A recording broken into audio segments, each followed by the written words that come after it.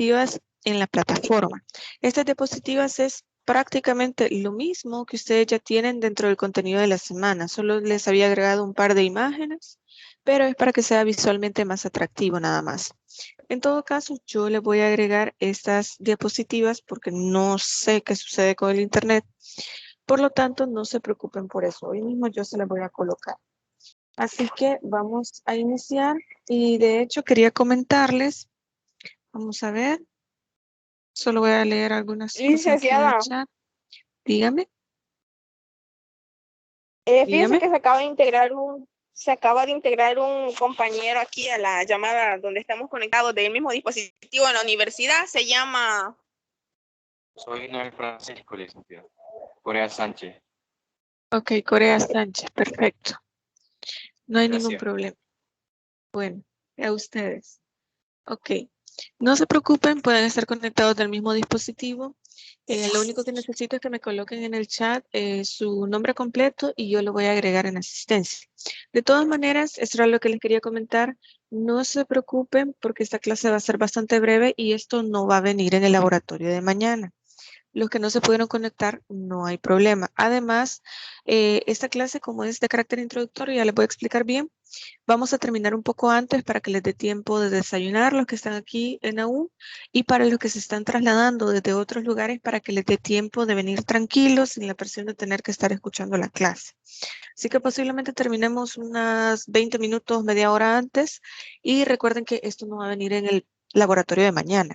Solamente todo aquello que tenga que ver con el tema de norma jurídica, es decir, los últimos dos temas antes del parcial que se complementan con el tema que vimos la semana pasada. Lo que vimos la semana anterior sí o sí va a venir en el laboratorio de mañana. No sé si alguien tiene preguntas sobre eso. Estamos en clase. No. Hola. ¿Cómo la pago? No. ¿Cómo la pago? Ok. Por favor, mantengan sus micrófonos apagados. Se lo puede agradecer mucho. Bien. Para no hacer interferencia con los compañeros. Ok. Bien. Les decía entonces que solamente esos temas vendrían en el laboratorio de mañana. Vamos a ver.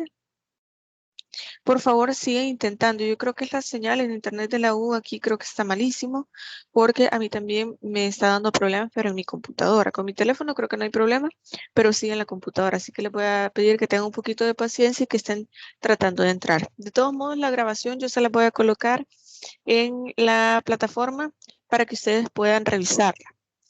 Como les dije, el tema de hoy no vendría en el laboratorio de mañana, pero sí es importante el tema que vamos a desarrollar. Yo ya se los había anunciado, el tema que vamos a estar viendo es el tema de la teoría del ordenamiento jurídico.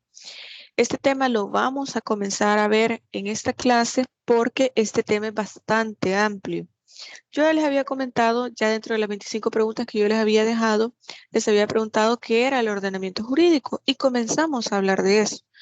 Y este tema deriva en diferentes subtemas que son los siguientes. Vamos a ver ahora qué es el ordenamiento jurídico, es decir, una definición como tal del ordenamiento jurídico y su importancia.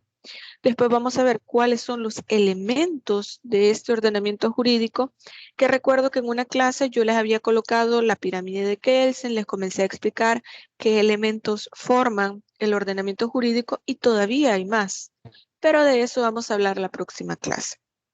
También tenemos los principios que rigen el ordenamiento jurídico, que son 3. Hoy nada más vamos a hablar de uno, pero de los demás no podemos abordar ese tema porque primero tengo que explicarle los elementos del ordenamiento jurídico para que se comprenda los demás principios.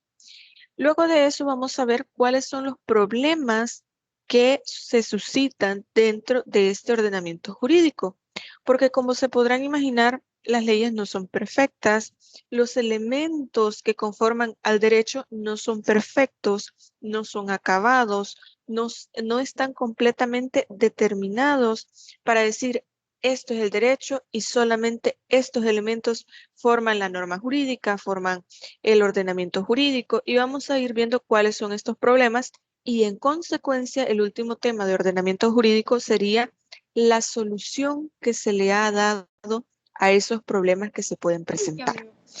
Buenos días. Luego de esto, buenos días. Disculpe, fíjese que nosotros estamos en la universidad y no podemos entrar a la clase. Somos 4 estudiantes, solo una ha podido ingresar. Ah, ok. Si pueden, entonces, del mismo teléfono podrían escuchar la clase, no hay ningún problema. Es que no se escucha muy bien. Ah, vaya. No sé si ustedes se quieren venir al aula.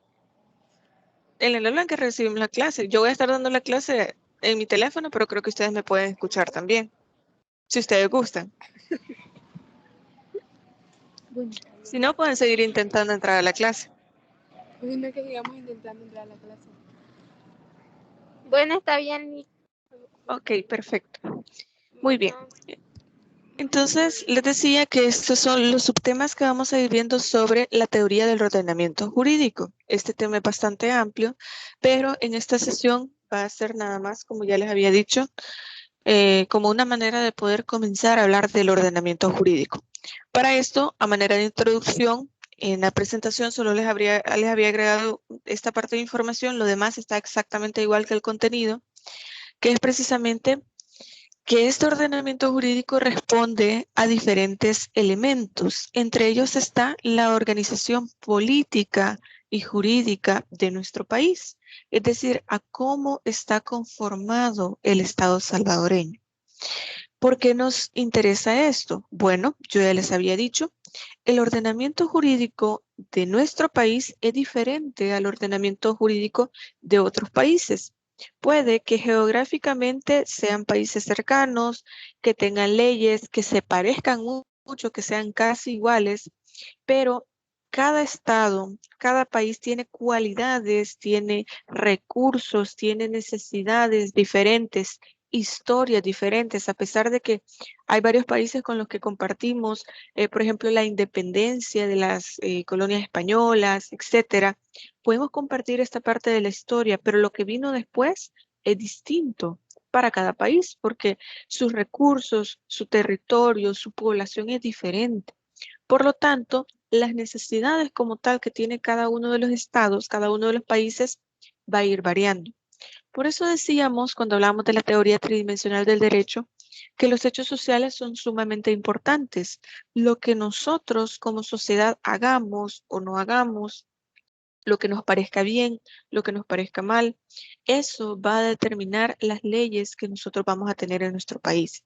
¿Se dan cuenta entonces cómo se va tratando de dar forma precisamente con lo que ya estuvimos viendo en la clase?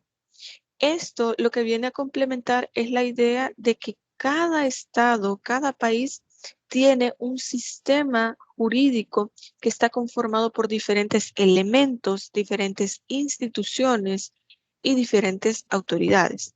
Yo les he puesto el ejemplo de Estados Unidos. Para ellos, sí tienen un presidente al igual que nosotros, pero su sistema judicial es diferente. Su conformación del poder también es diferente. ¿Por qué? Bueno, allá se conforman por estados y cada estado tiene independencia con otros, a diferencia de lo que sucede en el nuestro. Tenemos en nuestro país departamentos, pero todos los departamentos, es decir, las leyes que nosotros tenemos en nuestro país son iguales para cada uno de los departamentos. Aquí no es que en Santa Ana el homicidio va a tener una pena de tantos años, pero en San Miguel va a tener una pena de otra cantidad de años. No es así. Las leyes son de carácter general, porque esto responde a la conformación de Estado que nosotros tenemos. Y bueno, en la República de El Salvador, toda la organización jurídica y política está basada en la Constitución de la República. ¿A qué se debe esto? Bueno, esto ya también lo hemos mencionado antes y hemos hablado de lo siguiente. La Constitución de la República está conformada por al menos dos partes, que son las más importantes de alguna manera. La primera parte se le llama parte dogmática, es decir, esta parte en la cual se hace la declaración, la mera declaración. No hay, digamos, un procedimiento, no hay una autoridad, es la mera declaración de un derecho. Todos tenemos derecho a la vida, a la salud, a la educación. Ahí no se menciona autoridades, no se menciona procedimiento, no se menciona una sanción si se incumple. No, lo único es se mencionan todos estos derechos. Y luego, que esto es lo más relevante, por eso les traigo a colación esta idea, que es la parte orgánica de la Constitución de la República, es decir, la parte organizativa del poder del Estado. Aquí nos dice, bueno, el Estado salvadoreño es representativo, es independiente, es soberano, es esto, lo otro. Nos dice cómo es, cómo se va a organizar, que vamos a tener un presidente de la República, que se va a tener que elegir por votación popular cada 5 años, que va a tener que basar su candidatura en un partido político, por ejemplo, que vamos a tener 84 diputados, nos dice cada cuánto se van a estar eligiendo, el procedimiento, etcétera. Lo que les quiero decir es precisamente que el poder del Estado se comienza a organizar a través de la Constitución.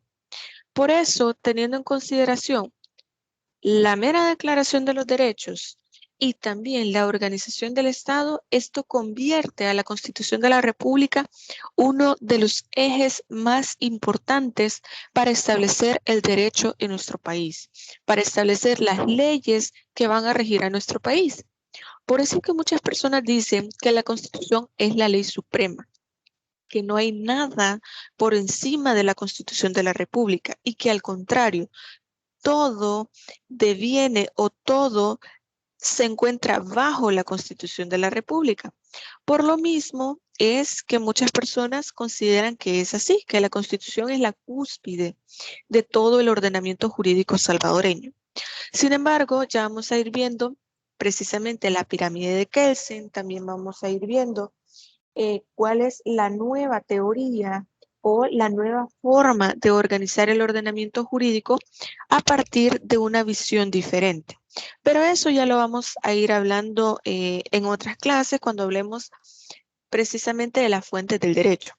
Vamos a ver, quiero ver si ya les puedo compartir ahí la pantalla para ver si lo pueden ver, porque creo que ya me funciona un poco mejor el internet, ya me conectó. Ojalá que ya lo puedan ver en la pantalla. Muy bien.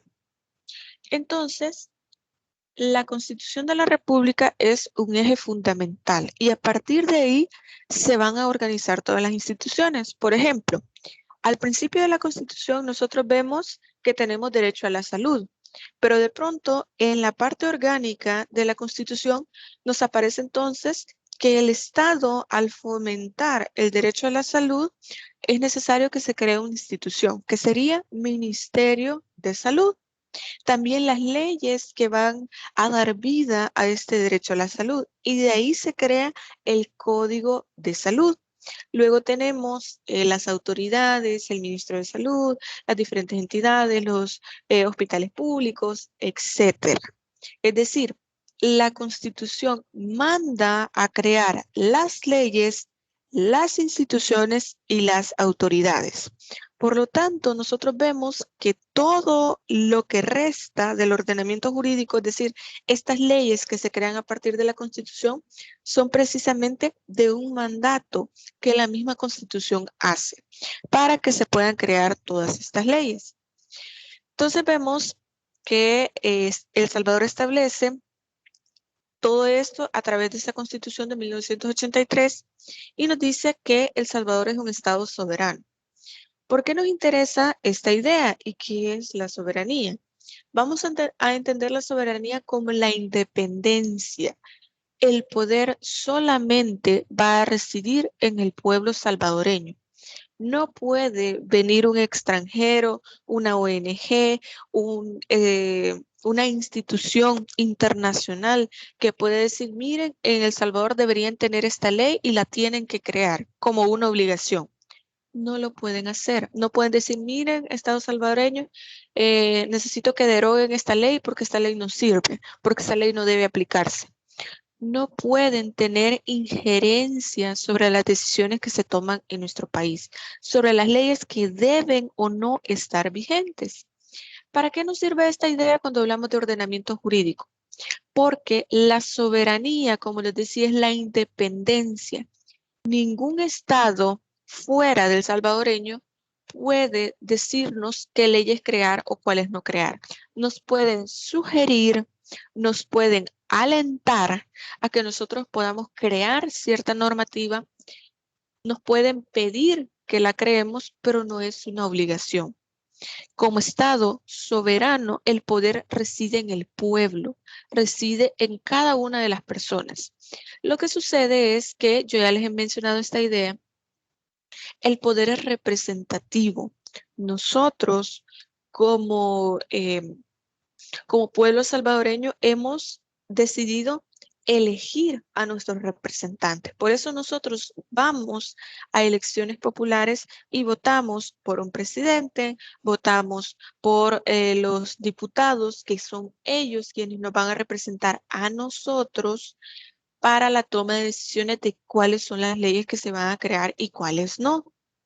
Por lo tanto, el poder directamente, imagínense que a nosotros todos los días nos pidieran que tuviéramos que reunirnos todo el pueblo salvadoreño para ver qué leyes se van a crear y cuáles no. Eso generaría un caos. Por lo tanto, lo que nos interesa aquí es que nosotros hemos cedido esta representación para que estas personas decidan cuáles son las leyes que se van a crear y cuáles no, cuáles se van a reformar, etcétera. Entonces, este poder se ejerce de forma prescrita, es decir, ya está determinada en la Constitución de la República y dentro de los límites que la misma Constitución manda. Ninguna de las autoridades puede excederse de sus funciones que la misma Constitución le ha dado. Es decir, nosotros elegimos a estos representantes, pero dentro de la misma Constitución se establece qué es lo que ellos pueden hacer y qué no pueden hacer, porque el poder no es absoluto, no es abusivo, es un poder limitado en funciones que se encuentra dentro de la misma Constitución. Luego tenemos, permítanme por favor.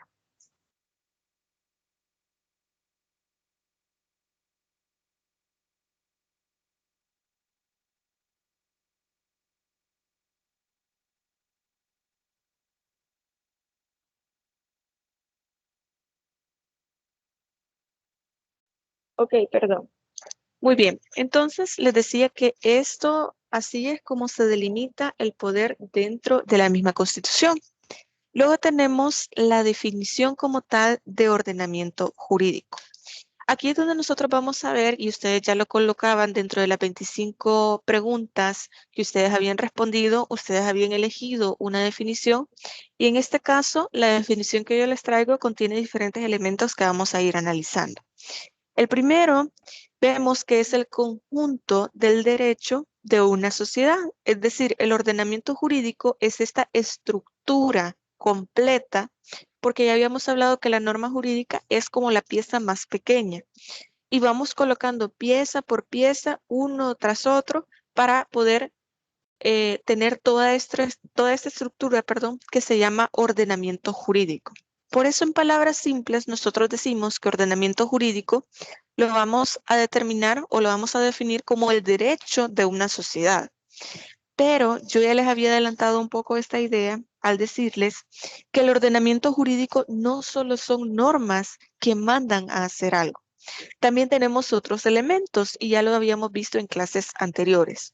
Y decíamos que tenemos también la jurisprudencia, tenemos la doctrina y esto lo vamos a ver en la próxima diapositiva. Entonces vemos que el ordenamiento jurídico es un conjunto de normas jurídicas que rigen a un lugar determinado en una época concreta. Porque el ordenamiento jurídico, ya lo habíamos dicho en la teoría tridimensional del derecho, responde a diferentes necesidades que va teniendo la población salvadoreña. En este caso, nuestro ordenamiento jurídico no es o no tiene que ver con una época diferente a la nuestra. Lo que sucede es que cuando entran en vigencia las normas, lo que se busca es que tengan esta tendencia a durar lo más que se pueda en el tiempo. Entonces tenemos, por ejemplo, la Constitución de la República de 1983, pero que lo que se busca es que responda todavía a las necesidades de este año, del 2022, y así cada año que va pasando. Pero es importante entender que rigen un lugar determinado porque las normas no pueden ser pensadas para otro país diferente, con recursos diferentes, con una población diferente, con una situación jurídica, política, social distinta a la que nosotros tenemos. Y esto es bastante lógico. Yo sé que ustedes ya lo tienen en consideración. Pero sí es importante determinarlo porque más adelante esta idea nos va a servir para otro tema que vamos a desarrollar. En el caso de los estados, el ordenamiento jurídico está formado por la Constitución de la República, que es considerada como una norma suprema, como la norma más importante según algunos autores y que de ella deviene todo lo que resta del ordenamiento jurídico. Luego tenemos las leyes, que son conocidas también como normas secundarias. También tenemos normas del Poder Ejecutivo, que son conocidas como decretos. También tenemos los reglamentos y otras regulaciones, como por ejemplo los tratados internacionales, las convenciones, los contratos y otras disposiciones. Como ustedes se pueden dar cuenta, al menos la Constitución y las normas secundarias sí tienen un carácter normativo, es decir, son normas como tal, son artículos, son normas, pero lo que resta, por ejemplo, los decretos, los reglamentos, los tratados internacionales, las convenciones y los contratos no tienen en sí un carácter meramente normativo, pero esto también conforma al ordenamiento jurídico.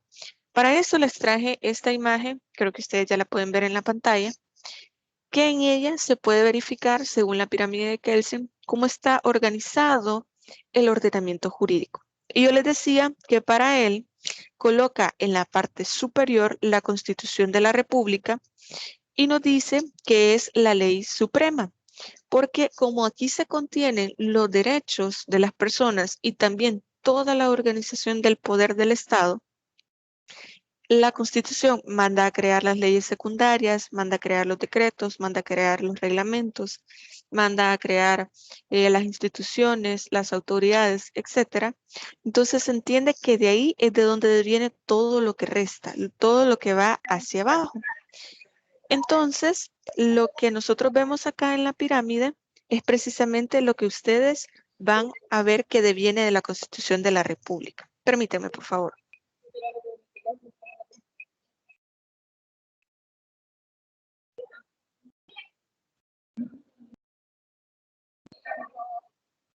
Muy bien.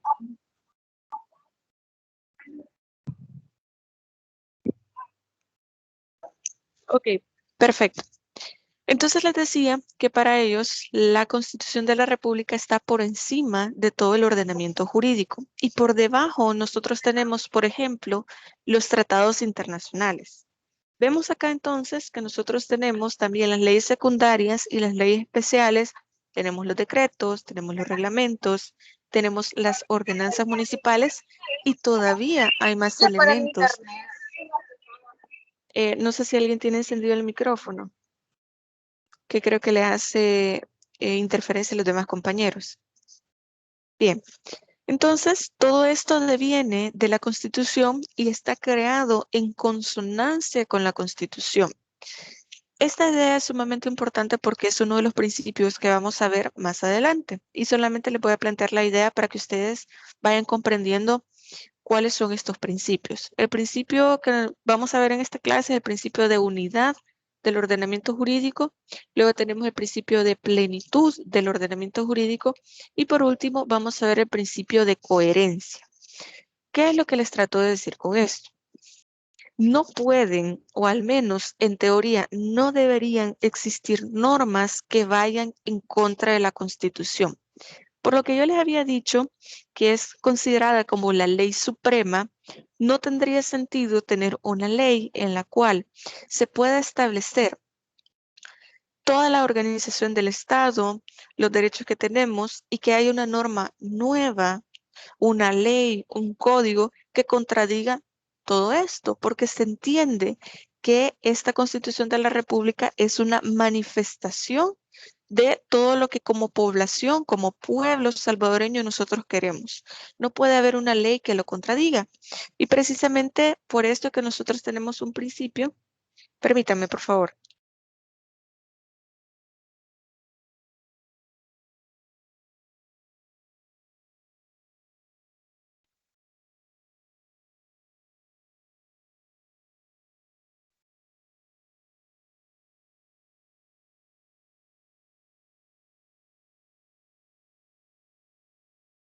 Ok, perfecto. Disculpen, solamente que tenemos acá unos compañeros en el aula y ellos estaban también generando algunas opiniones. Así que no sé si hay personas aquí en la universidad, se pueden venir aquí al aula para que así podamos también escuchar la clase. Entonces, la idea que yo les estaba mencionando es precisamente lo que responde al principio de coherencia. Cuando se crea la Constitución, se manda a que la Asamblea Legislativa, que en este caso se le llama Asamblea Constituyente, para que ellos puedan crear normas y estas normas son las que van a regir a todo el Estado salvadoreño. Pero a partir de la entrada en vigencia de la Constitución, todas las normas, las que se tienen dentro del país, no pueden contradecir a la Constitución. Se deben modificar. Imagínense el caso. Se tiene un proyecto de ley, se lleva a la Asamblea Legislativa, se comienza a discutir y de pronto, entonces, nosotros tenemos este proyecto de ley que va y se discute dentro de la misma asamblea y luego se pasa al órgano ejecutivo. En otra clase vamos a ver el proceso de creación de la ley, por eso no se preocupen. Se manda al órgano ejecutivo, es decir, a que lo revise el presidente y de pronto el presidente dice, no, mire, esto contradice tal ley, contradice tal artículo, contradice la Constitución como tal. Entonces, le regresa este proyecto a la Asamblea Legislativa para que lo corrija, para que vea cómo soluciona esta contradicción, porque no se puede contradecir a la Constitución. Imagínense que por algún error todos pasan por alto esta contradicción con la Constitución, entonces entra en vigencia esta ley y de pronto al momento de aplicarla se dan cuenta de que es contraria a la Constitución, entonces ya se tienen procedimientos. Por ejemplo, la inaplicabilidad por parte de los jueces, que es un tema que se va a hablar más adelante, pero también la inconstitucionalidad, es decir, va en contra de lo que dice la Constitución. Por lo tanto, esta ley debe sacarse del ordenamiento jurídico porque va en contra del mismo, es decir, de lo que ya se establece en la Constitución de la República. Entonces, para que ustedes vean que cada uno de estos elementos debe ir formando parte de lo que se menciona dentro de la Constitución. Ya vamos a regresar a esta imagen por diferentes ideas que vamos a ir desarrollando más adelante. Pero entonces, la teoría del ordenamiento jurídico lo que implica es precisamente hacer una transición de la mirada del derecho en un sentido particular, es decir, como normas aisladas. Realmente no son normas aisladas, sino que es un sistema articulado de normas. Es precisamente lo que se busca, entender que no son normas aisladas, que no son normas que vamos a encontrar una en un lugar, otra en otro lugar, y que tal vez no tienen relación una con otra. Al contrario, lo que se trata es de organizar. Por eso se le llama ordenamiento jurídico. Con esto, lo que se pretende es afirmar que las normas no están solas, ni siquiera se pueden aislar unas de otras, por la misma idea que yo ya les había dicho anteriormente, porque todas están conectadas directamente con la Constitución de la República. No se contradicen y se conectan directamente con la Constitución de la República. Y menos todavía un sistema jurídico complejo como el nuestro, es decir, que está formado por diferentes elementos, porque hay ordenamientos jurídicos que únicamente tienen leyes como tal, no tienen jurisprudencia, no tienen, por ejemplo, doctrina como parte de su ordenamiento jurídico, pero nosotros sí. Tenemos diferentes elementos y no todos son normativos, como ya se los había mencionado. Entonces, vemos que en sociedades desarrolladas como la nuestra son diferentes los elementos que van a formar parte del ordenamiento jurídico. Como les mencionaba, los elementos nosotros los vamos a ver en las próximas clases. Vamos a ir viendo cada uno de ellos, los vamos a ir definiendo y también esto es importante por lo que yo les mencionaba, precisamente del glosario que vamos a ir realizando y yo les decía que eso no va a venir en el laboratorio de mañana, no se preocupen por eso. Luego tenemos que el ordenamiento jurídico se encuentra formado por una pluralidad de normas, porque como habíamos dicho, las normas no están aisladas como tal, sino que son una organización, un sistema que está bien planeado, bien planificado de dónde van a ir estas normas nuevas que se van creando. Ya habíamos hablado de la clasificación de las normas según el ámbito material de validez, es decir, dependiendo de la materia a la que pertenezca, así se van a clasificar. Las normas de derecho de familia están dentro del Código de Familia, las normas de derecho civil dentro del Código Civil, etc. Entonces, todo esto forma un sistema bien planeado, integrado con cada uno de los elementos que se relacionan con la Constitución. No es un sistema simplemente aislado de vamos a crear una norma, un código que no se relaciona con nada. Al contrario. Entonces, vemos que también existen subsistemas, divisiones y ramas por esta clasificación que yo les había dicho.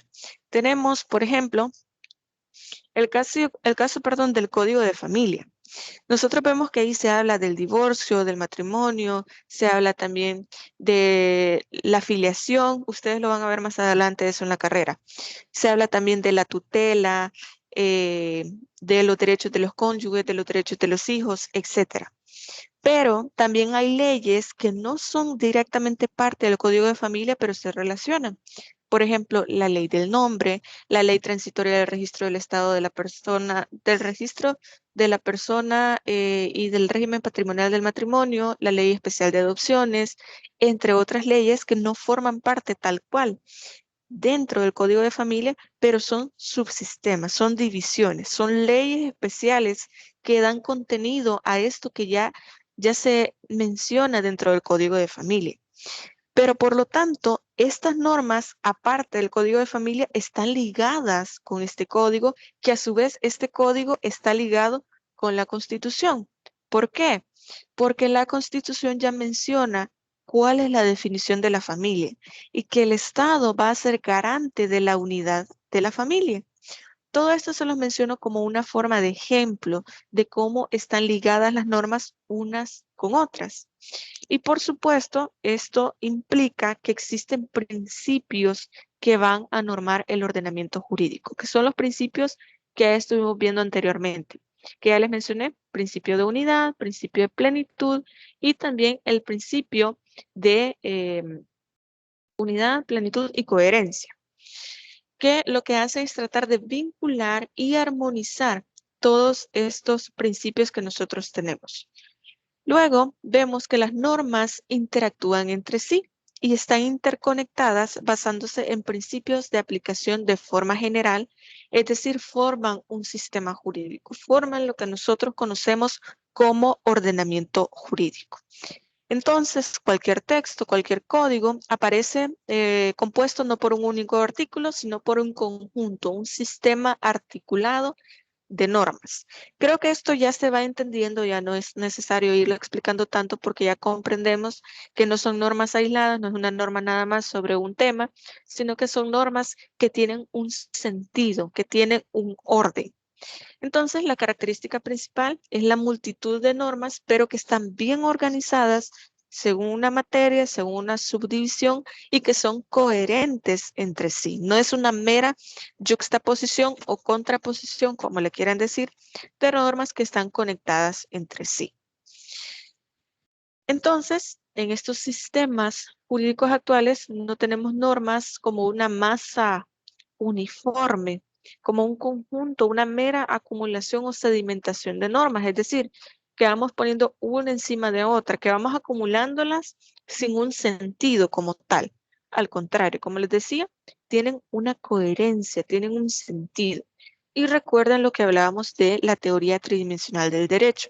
Responden a una necesidad, a un hecho social, a un valor, a una necesidad de poder limitar una conducta de la persona. No es simplemente algo al azar. Son normas que tienen una función para la sociedad, un fin para el mismo derecho.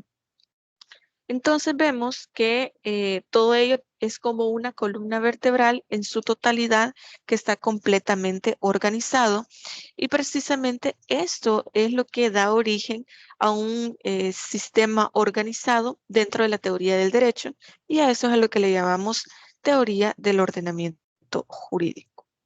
Pero entonces nos podemos hacer la siguiente pregunta. ¿Qué quiere decirse con la idea de que el derecho se conforma por un ordenamiento jurídico? Bueno, en este caso, lo que nosotros queremos dar a entender es que cada uno de los elementos que lo conforman es un conjunto de normas jurídicas. No es solo esta masa uniforme, sin forma, sin sentido alguno, que no tiene coherencia, sino que es un sistema bien organizado. Quiero avanzar un poco hasta esta parte, pero que ustedes la puedan ver ahí en la pantalla, porque entonces nos hacemos una pregunta sumamente importante. ¿Cuáles son las implicaciones de poder afirmar que el ordenamiento jurídico tiene una estructura?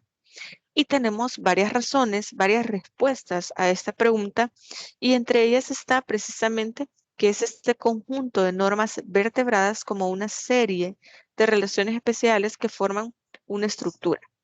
Recuerdan que nosotros habíamos hablado en la clase pasada sobre la clasificación de las normas jurídicas y hablábamos de que se podían clasificar por su jerarquía. Entonces, aquí es donde tiene sentido esta clasificación de la jerarquía porque se ve como una forma vertical. Si ustedes pueden ver acá en la imagen que nosotros teníamos, se decía que, por ejemplo, tenemos la Constitución, abajo tenemos los tratados internacionales, abajo las leyes secundarias, abajo los decretos, es decir, es una forma vertical, todo va hacia abajo. Por eso se hace como una mención de que parece una columna vertebral porque se colocan los rangos de forma vertical.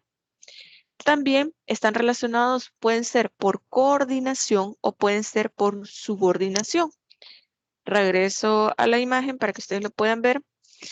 Todo lo que está por debajo de la Constitución son relaciones de subordinación, es decir, las ordenanzas municipales están por debajo de la Constitución, es decir, deben subordinarse a lo que está dentro de la Constitución.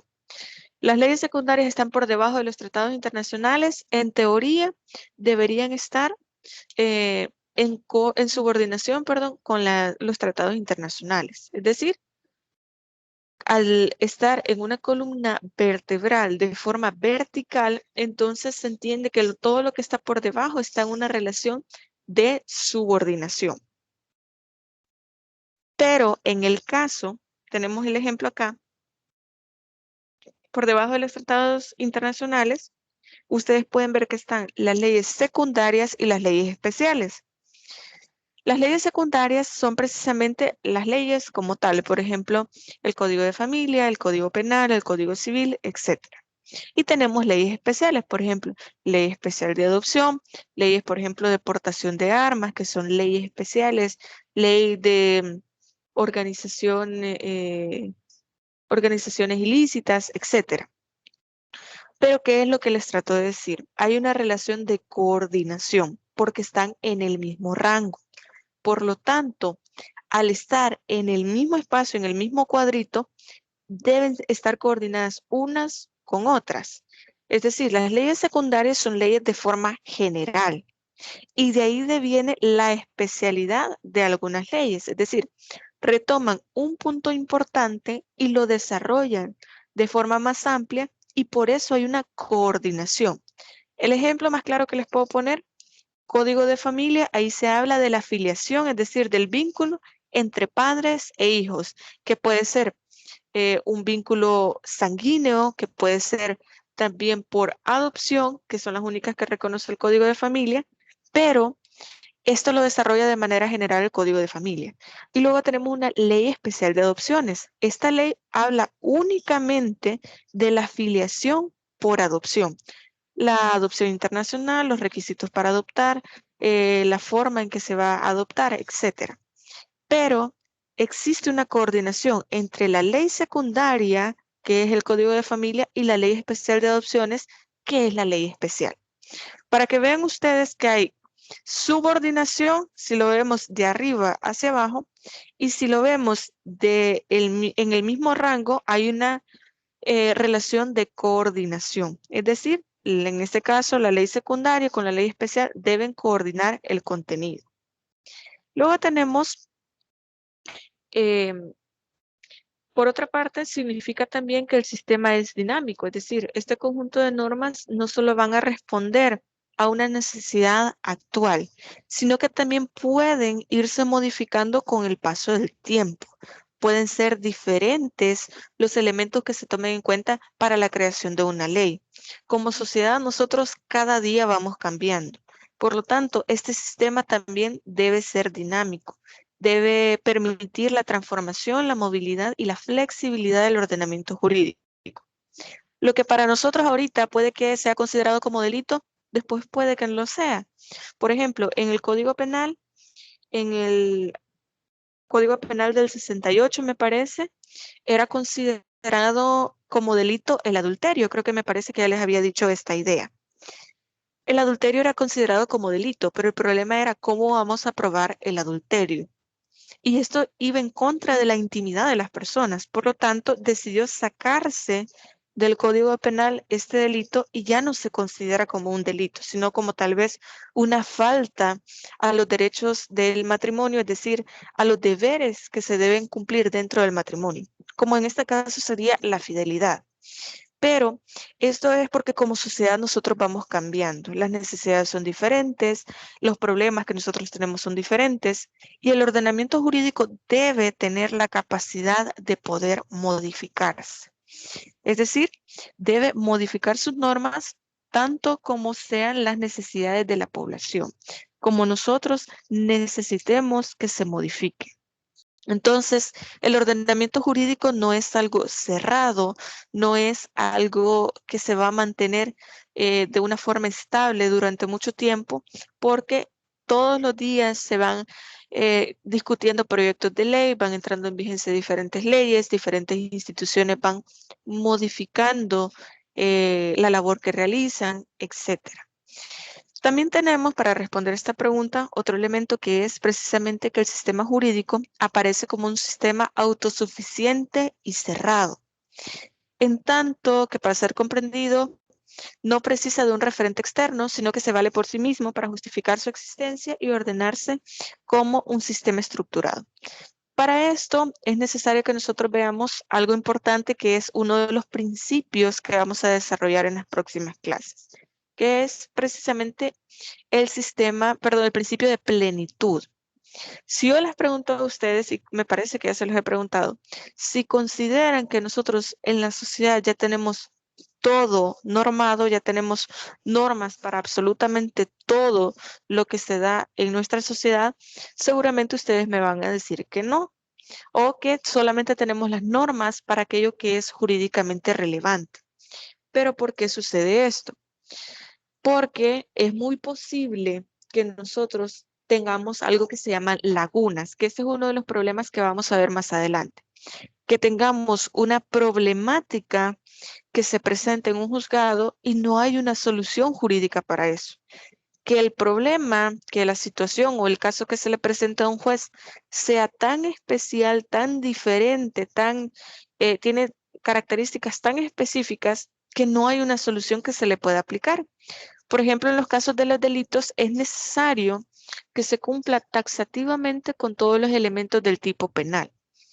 Entonces, imagínense el caso que sea una conducta que no pueda adecuarse al tipo penal, entonces el juez sí o sí debe resolver porque es su deber. Pero si no tenemos una ley, entonces, ¿qué es lo que va a suceder? Para esto, quizás me adelante un poco la idea, pero para esto puede echar mano, por ejemplo, de la jurisprudencia, es decir, de sentencias que han emitido otros tribunales para poder resolver. Vamos a ver qué dijo el juzgado tal referente a un caso parecido a este. Pero ¿qué tal si no hay nada parecido en otras sentencias? Pues bueno, tenemos otros elementos como podría ser también la doctrina, que son como los escritos, los libros, los artículos que escriben personas que son autores, que son especialistas en un área determinada, y ellos pueden hacer un abordaje, una interpretación de un hecho que puede ayudar a responder este caso que no se ha dado antes. Pero si nosotros creemos que, por ejemplo, no hay una respuesta tampoco ahí, solo en casos meramente excepcionales vamos a ver que se puede echar mano de otros ordenamientos jurídicos, de otros, por ejemplo, de otros tratados internacionales que podría ser que nosotros no tengamos ratificados aquí en El Salvador. solamente en casos excepcionales. Entonces, esa idea de que nuestro sistema es autosuficiente y de que es cerrado no es completamente cierto, porque pueden y se han dado casos en los cuales no tenemos una respuesta para ciertos casos y necesitamos de leyes diferentes a la nuestra para poder responder. Entonces, esto es para que ustedes vayan viendo que no tenemos precisamente un sistema que sea pleno, que tenga todas las respuestas a todos los casos que se den siempre. Luego, tenemos otro aspecto importante como punto final, pues una caracterización previa que la hace, de hecho, Kelsen y Norberto Bobbio, que nos dice que el ordenamiento jurídico está estructurado en 3 principios, que son los que ya le había mencionado: unidad, plenitud y coherencia. La unidad significa que todo el sistema o el ordenamiento jurídico es uno solo. No hay elementos o normas aisladas, que vamos a tener una norma fuera de nuestro ordenamiento jurídico que sea aplicable en nuestro país. No tenemos normas por fuera, aisladas, que no tienen un sentido. Al contrario, todo debe ser una unidad. Como ustedes pudieron verlo en la imagen de la pirámide, todo forma una sola estructura. Por eso es ordenamiento jurídico. Luego tenemos la plenitud, que es precisamente la idea que les acabo de desarrollar, que es el hecho de que todo el sistema es pleno, es decir, está completo. En teoría, el sistema, es decir, el ordenamiento jurídico, debería estar completo, debería responderse a todos los casos. No es que se debe crear normas de todo lo que sucede, pero sí responder a todos los casos, o al menos que las normas permitan interpretar las normas que ya tenemos a manera de poder dar una respuesta a esos casos. Pero también tenemos el principio de coherencia. En este sentido nos dice que no hay normas que se puedan contradecir entre sí, porque entonces no tendría sentido ir creando normas que vayan generando contradicciones, porque nos vamos a encontrar en el caso, imagínense como abogados, que en un código me diga una cosa, en la Constitución me diga otra y en una ley especial me diga otra. Entonces, ¿cuál voy a aplicar? Para esto, como lo vemos, es una organización y por lo tanto deben ser coherentes una norma con la siguiente y con la siguiente y con la que se vayan creando. Pero vamos a ver entonces cuáles son estos problemas que se pueden ir dando. Este tema lo vamos a desarrollar a partir de las próximas clases y en esta sesión solamente vamos a terminar viendo el principio de unidad del ordenamiento jurídico. Este es el último tema que vamos a ver en esta sesión. Yo les mencionaba desde el principio que vamos a terminar un poco temprano por los compañeros que se están trasladando desde su casa, porque sé que muchos de ustedes tienen otra clase presencial más tarde. Entonces vamos a terminar un poco temprano y este tema lo vamos a seguir viendo en las próximas clases. ¿A qué se refiere el principio de unidad del ordenamiento jurídico?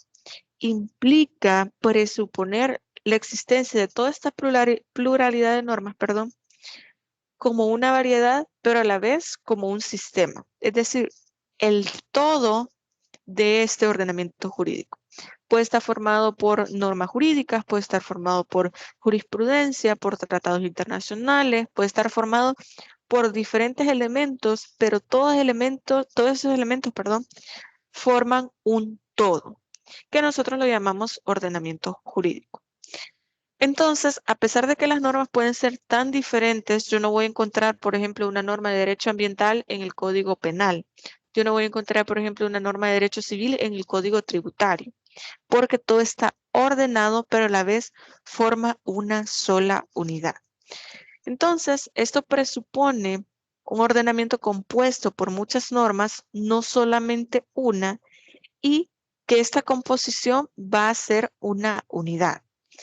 A veces nosotros nos encontramos con diferentes teorías o con diferentes puntos de vista, en este caso el pensamiento positivista, y tenemos también a los naturalistas.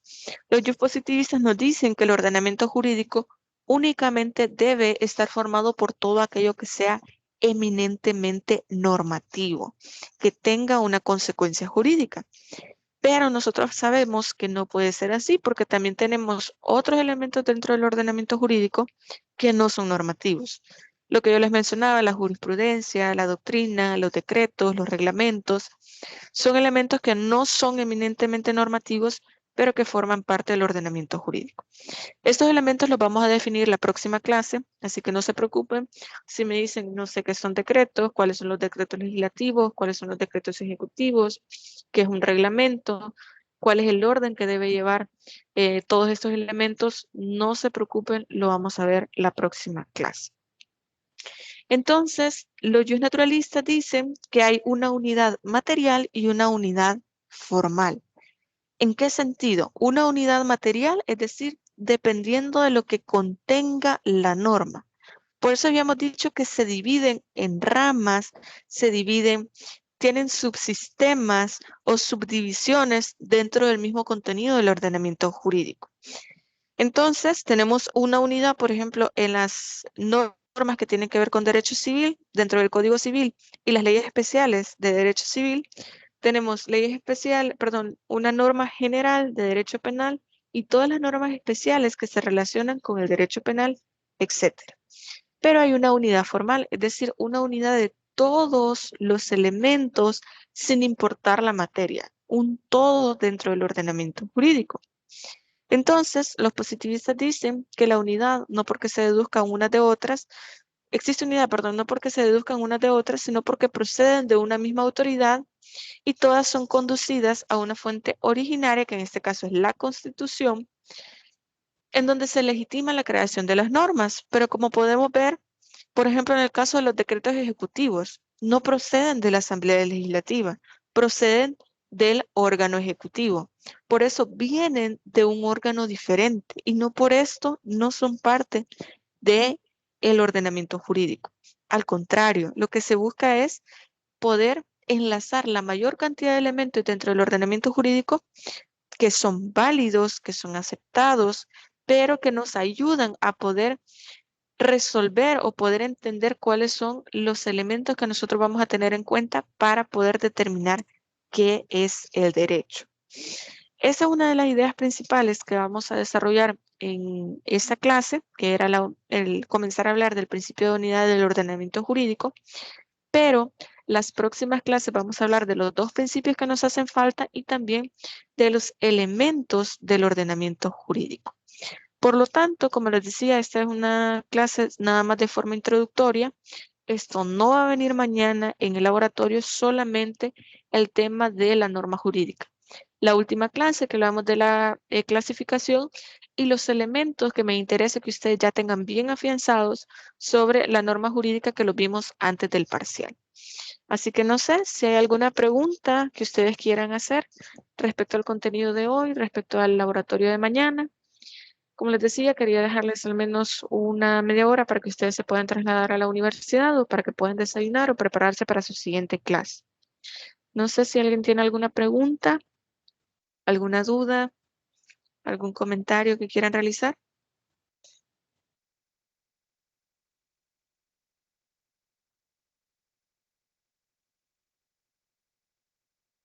Ok, entonces nos vamos a quedar hasta acá. Muchas gracias por su presencia en esta videoconferencia, a quienes me acompañaron aquí en el aula y también a los que están aquí en la universidad escuchando la clase. Y las disculpas del caso por tener que modificar el horario. Ahí sí era una cuestión ya de logística por la actividad que estaba programada, pero espero que no haya ninguna dificultad para el horario de mañana. Quienes no pueden presentarse mañana, por favor, me lo hacen saber con tiempo y así vamos a poder ver cómo podemos hacer esta modificación con el laboratorio de mañana. Así que si no hay preguntas, nos vamos a quedar hasta acá. Espero que estén muy bien. Feliz día. Buenos días, Liz. Buenos días. Queríamos saber si pasó asistencia. Sí, la pasé. Si ustedes quieren, pueden agregar pueden agregar su nombre en el chat y yo lo voy a agregar al final. No hay ningún problema. Está bien, Liz. Ok, perfecto. ¿A duda Sí, más? digan. ¿Laboratorio de qué va a tratar? Les acabo de mencionar que va a tratar sobre la norma jurídica, sobre la última clase. La de hoy no. Es la de la clase pasada, que era la clasificación de la norma jurídica y todo lo que tenga que ver con norma jurídica que lo vimos antes del parcial. Ok, Liz. Ok, perfecto. Muchas Muy bien. gracias. Bueno, feliz día. Nos vamos a Sí. quedar hasta acá entonces.